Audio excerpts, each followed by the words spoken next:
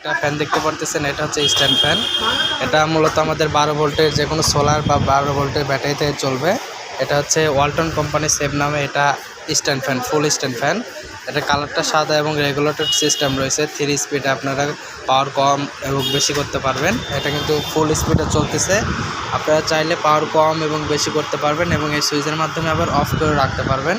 এটার সাথে moving system আছে, মুভিং যে নবটা আছে এটাও পাবেন। আর এটা 12 ভোল্টের ব্যাটারি থেকে চলতেছে, যদিও এটা হচ্ছে চার্জিং হচ্ছে এখন 12 ভোল্টের অ্যাডাপ্টার দিয়ে সরাসরি।